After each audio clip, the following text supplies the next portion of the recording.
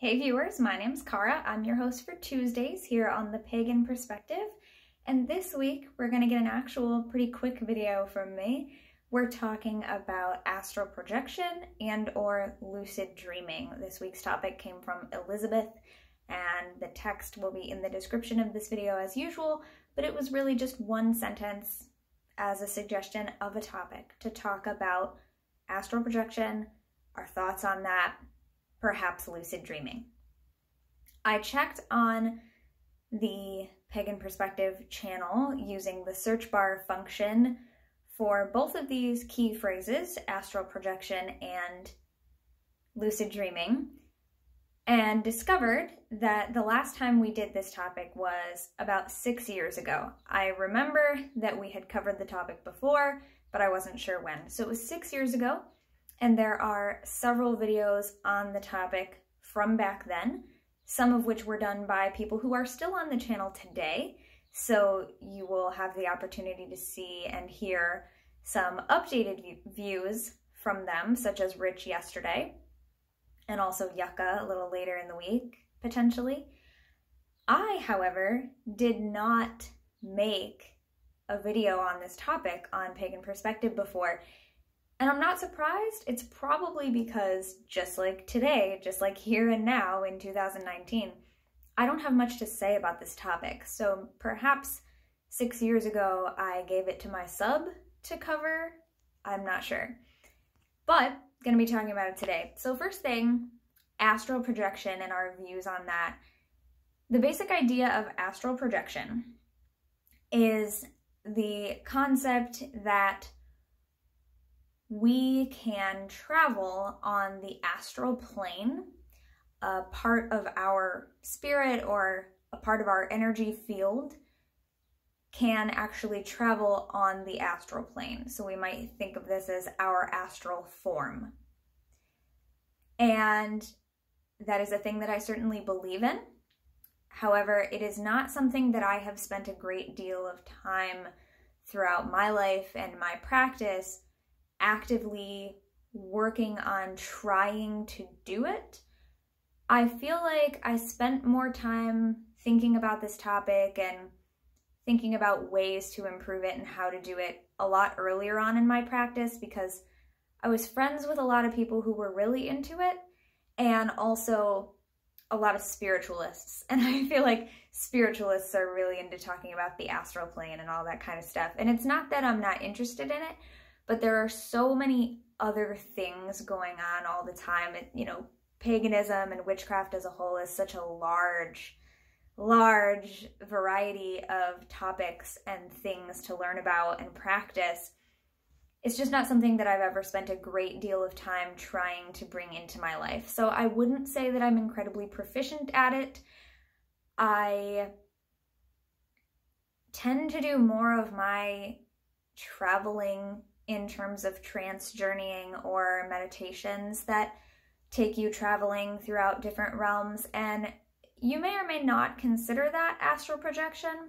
I'm not entirely sure. I feel like there is a slight difference between those two things because what I'm doing is not specifically transitioning a part of my awareness into the astral plane.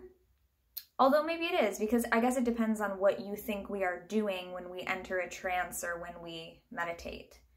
So that actually could have a totally different focus on this topic for me. But I don't think of anything that I do regularly as being astral projection, but that is the basic idea of it. It is depicted in a lot of media because it's a really cool thing to be able to do with special effects to show what a person looks like on another plane of existence. Sometimes they show people as looking totally solid, like flesh and blood, but people can walk through them and nobody else seems to know that they're there and can't see them or hear them. And in other portrayals of it, they have the astral projection look like a ghost or like a spirit or how we think those things would look. Or, you know, I don't know if you've seen spirits before, but I feel like they look different to different people, but you know what I mean. I mean the typical media representation of what a ghost looks like, where it's kind of wispy and transparent and you can see through them.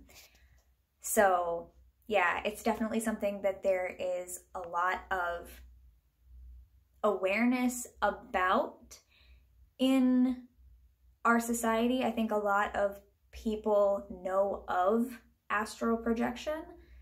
I would not say that it's something that a lot of people have a good, solid awareness of unless they've worked at it, if I could make that distinction. I think a lot of people have heard of this concept and know about this concept, but not everyone is proficient in it. So I would not call myself proficient in it. The other topic is lucid dreaming, which is another thing that I feel like a lot of people know about this and have probably done it on accident, and some people just choose to try it more on purpose.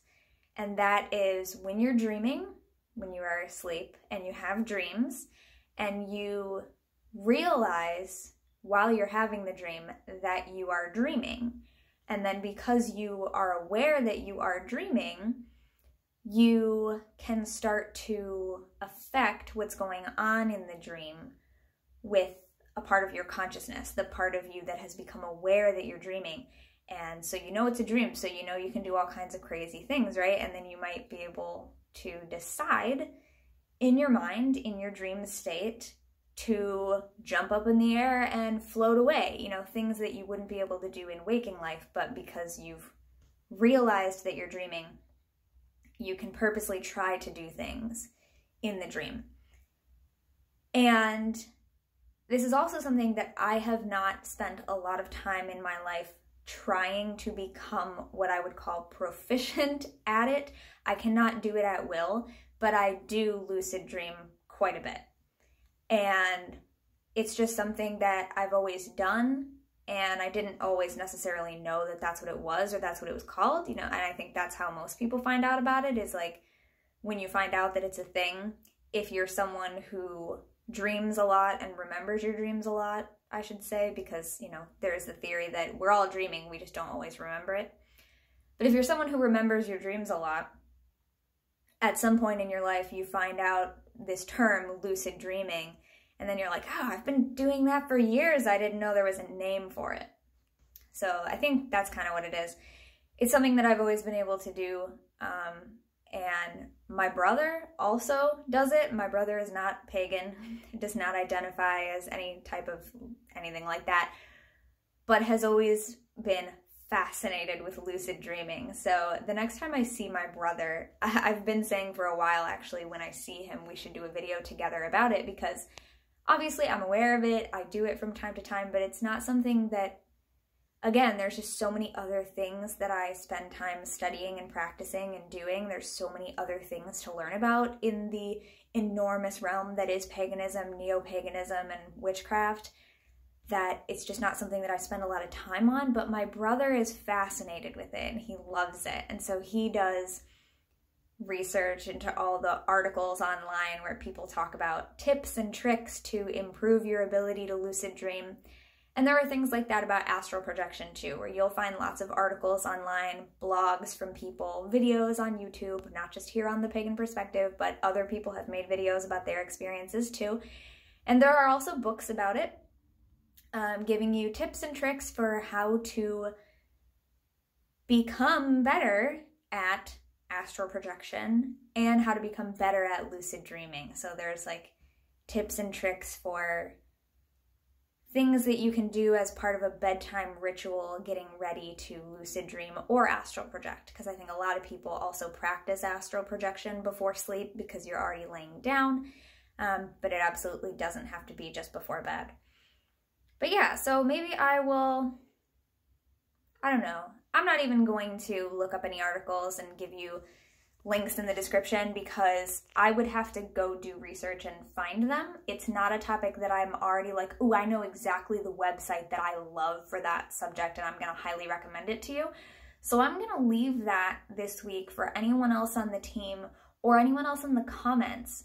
Any of you who are really into these subjects and you already have some favorite resources for people, I know that someone who auditioned for the collab this year, someone who auditioned to be a substitute host, one of the questions I had asked them to talk about in their videos was potentially talking about books that have really helped them in their practice.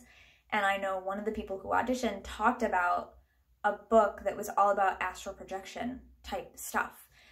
So if that person's still watching and wants to recommend that book to people, absolutely. If you have book recommendations, video recommendations, websites, articles, things like that, please share your resources with everyone. I do not personally already have any that I can think of off the top of my head that I'm like, yeah, this is where you should go. So I'm just gonna leave that to you guys to be the teachers this week and teach me a little bit more about it because, again, I know about it. I have basic working knowledge of what these things are. I know what they feel like when I've experienced them on accident and when I've sort of noticed that it's happening and then tried to have it, you know, be more of a thing. But yeah, not something that I really personally do a lot of work with in my practice or in my path, and certainly not something I consider myself particularly gifted at or proficient at, although it just kind of happens when it happens and then it's cool. So yeah, thanks so much for watching. I will see you guys next time, and until then, don't forget to be awesome, blessed be, and goodbye, and enjoy the short video from me this week so you're free to have the rest of your day. Goodbye.